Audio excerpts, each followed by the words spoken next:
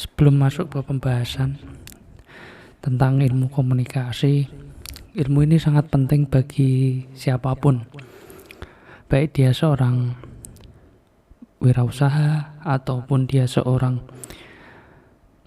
dokter, perawat, pedagang, atau bahkan buat kamu yang saat ini lagi jomblo.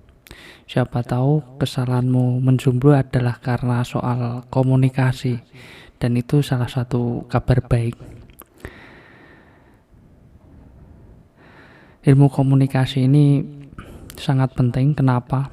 Karena menurut sejumlah penelitian bahwa 75% waktu manusia itu dihabiskan dengan berkomunikasi.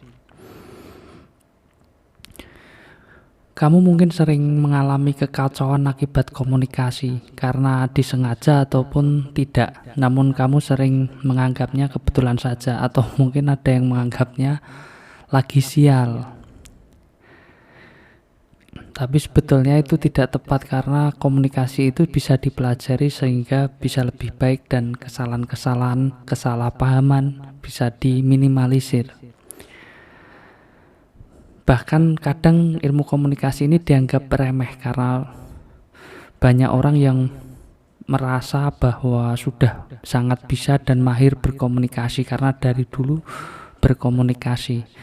Bahkan saking kelewat PD-nya merasa mahir berkomunikasi, ada beberapa orang yang bahkan banyak yang mengaku bisa berkomunikasi sama genderuwo, kuntilanak, atau teman-temannya lah. Di sini kan sering kita lihat fenomena itu. Padahal komunikasi itu tidak sesimpel yang dibayangkan. Makanya sering timbul masalah yang banyak dari cara komunikasi yang salah atau kekurang mampuan untuk menyampaikan banyak informasi. Dan salah satu contohnya adalah ketika seseorang disuruh menjelaskan tentang satu lembar daun ke dalam satu tulisan lembar kertas yang panjang, banyak orang bingung apa yang mau ditulis.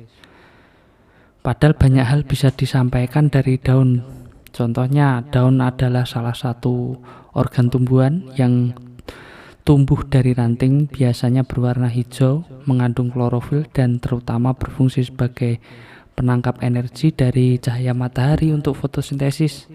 Daun merupakan organ penting bagi tumbuhan dalam melangsungkan hidupnya karena tumbuhan adalah organisme autotrof obligat. Ia harus memasok kebutuhan energinya sendiri melalui konversi energi cahaya matahari menjadi energi kimia dan lain sebagainya.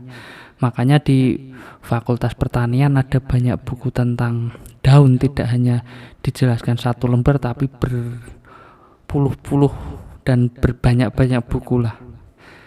Dengan kata lain, komunikasi dalam praktik akan jauh lebih baik bila didasarkan dengan ilmu. Hakikat ilmu itu adalah memberi nilai atau value pada realitas empirisnya.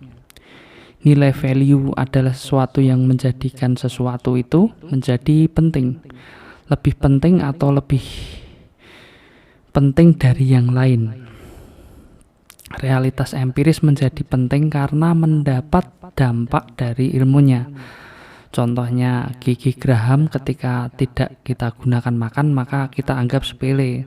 Tapi kalau dipelajari di ilmu kedokteran gigi bisa jadi ditulis dalam buku yang banyak karena ada banyak informasi penting, dan mungkin ada beberapa mahasiswanya yang tidak berhasil mendapatkan nilai yang baik karena kekurang pahaman dalam menyerap informasi soal gigi geraham tadi.